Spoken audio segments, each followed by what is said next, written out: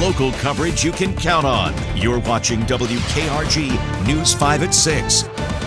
Hello, everyone, and thanks for being with us tonight. I'm Roseanne Haven. And I'm Peter Albrecht. Our big story tonight, the big storm in the Gulf, Hurricane Helene.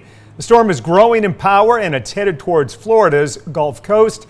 The third storm to hit that specific area in just over a year. We are keeping a close eye on this storm, tracking its progress through the Gulf. Here you can see Helene last night as a tropical storm tearing through Cancun, Mexico.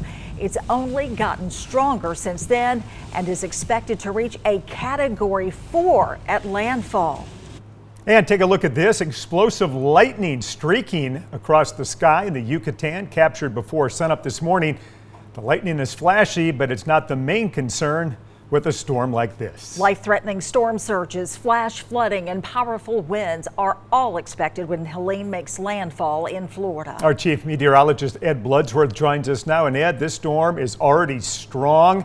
What can we expect now as it moves across the Gulf toward the Big Bend region? Well, we expect it to get much stronger as it's now pulling away from the Yucatan. Very warm, deep water over this part of the Gulf of Mexico.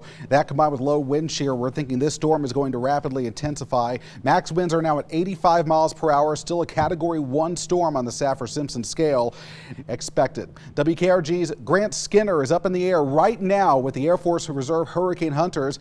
Now, we can't reach him now, but that flight is already into the eye of the storm, gathering crucial data, but Grant did file this report just before takeoff. Yeah, right now I'm on Keesler Air Force Base in Biloxi, Mississippi, and I'm meteorologist Grant Skinner, WKRG News 5.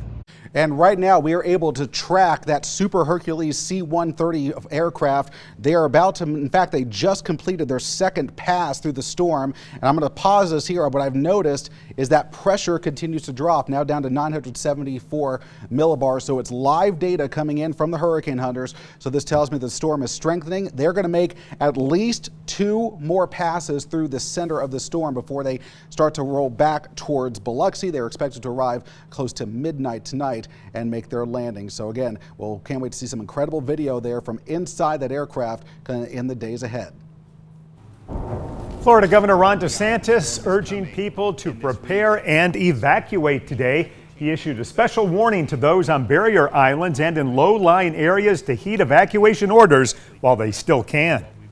So to try to outrun it is probably not something that is advisable. You can go within your own county to higher ground, a shelter, hotel, friends, family house. That is totally sufficient from this. Remember, you hide from wind, but you run from the water. All 3 Northwest Florida County school districts in our area are closed tomorrow. No classes, no school-related activities will take place for Okaloosa, Escambia, and Santa Rosa. Due to Helene's anticipated impact, regular schedules are expected to resume on Friday. Teams with Florida Power and Light are standing by, ready to respond after the storm and restore power to customers with outages as quickly as possible. WKRG News 5's Alexa Daly takes you to their staging area in Pensacola as they get ready for a lot of work ahead of them. Our First Alert Storm team mans the weather center around the clock during a storm like this. To see what they see, head online to the weather tab of WKRG.com for updates. Helene ripped across the southeast overnight, but thankfully our area avoided serious impacts. Oh, we are so grateful for that. But those in Helene's path saw devastating damages. Chief Meteorologist Ed Bloodsworth here, and as we've seen the pictures they come in, I mean, they are absolutely jaw-dropping. And what I think is amazing is just up and down the entire west coast of Florida and the amount of real estate that this storm covered and impacted with all aspects of a tropical system. Go ahead and show you this. Take a look at this. This was just before landfall here. This is video out of the Cape Coral area, and you can see as those waves are crashing over the bridge there. This was on a traffic cam, so this is during the initial phases of the storm. Now, Florida first responders responders, they were out in full force working all night. This is in Lee County in Florida, and they were out there preparing. They had the rescue boats out there as those streets started to flood in Fort Myers, causing major damage, even though the storm was about 150 miles away from making landfall from Fort Myers or Tampa. But now look at the shocking video. This is out of South Pasadena, Florida last night. You've got the storm surge and a home on fire. First responders there in Pinellas County, this is near St. Petersburg, trolling those waters, looking for anyone that needed help to be rescued. And this was just their first of many stops that night as Helene caused just terrible conditions in and around the Tampa Bay area especially. Now we continue to move north. This is video coming in today as a car was picked up by those rushing floodwaters in Asheville, North Carolina. Just incredible images there. A construction dumpster turned into, looks like a big bathtub there as these waters moved on through. And this was a big concern as all this moisture hit the mountains. That's when we were expecting the worst of the flooding to be an issue. Well, now, as we mentioned, Helene is now post-tropical, but it is still dropping rain over the Tennessee Valley, the Mid-South, where models suggest another tropical wave may try to spin up and try to develop. Of course, we'll certainly keep you updated on the tropics all season long. Guys? Wow, some pretty incredible video we just saw there. Thank you, Ed. Now, days before Helene hit the Big Bend of Florida, the call for help had already gone out to utility crews in Baldwin County. As WKRG News 5's Debbie Williams reports, earlier today, that call was answered.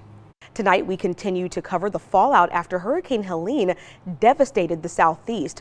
Today, hundreds of storm evacuees from Florida are heading home after a short refuge on the Alabama coast.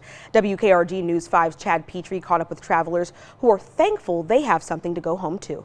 Chief Meteorologist Ed Bloodsworth joins us now. Ed, people returning to Tallahassee are grateful their city wasn't hit hard, but unfortunately that wasn't the case for many communities in Helene's path as the storm moved north. Yeah, you can actually see this incredible storm here from the International Space Station as it was coming together just before landfall.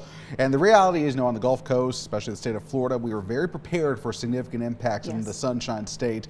But because of the fast speed of the storm, that meant all those gusts and winds and flooding got pushed very far inland. Go ahead and take a look at this. So check out this video. It's from Nolachunky Dam in Greenville, Tennessee. You can see the river raging and overflowing the dam. Now authorities feared an imminent breach of Friday, but fortunately the dam held up. Yeah, that's incredible. The power of water, absolutely amazing. Now look at the conditions out of Asheville, North Carolina. Look at that raging river. You can see the mountain town half mile above the sea level. And this was, once again, one of those rivers that overflowed its banks and is now just rushing. It's a big, giant body of water swallowing everything, picking up homes actually and making them float down the river. And we've got more video from Augusta, Georgia. This was hit extremely hard by Helene when the remains of the northern eye wall slammed into the city. And I actually used to live and work in this city for about 5 years. Yeah, I know the city, our sister station there, WJBF, and is actually our producer's hometown as well here. So a lot of people talking about there, looking at the damage, all the power out there, curfews in effect. In fact, now from 7 p.m. until 7 a.m. And get this, of the 52 deaths associated with the storm so far, 17 in this area called the CSRA. My goodness. Yeah, the recovery effort there is going to be a massive undertaking. We're moving resources and setting up staging areas just like this all over this region. We are self-sufficient. We're going to set this city up and run it, and we're going to work as quickly as we can, 24 hours, 7 days a week until we restore power in this area.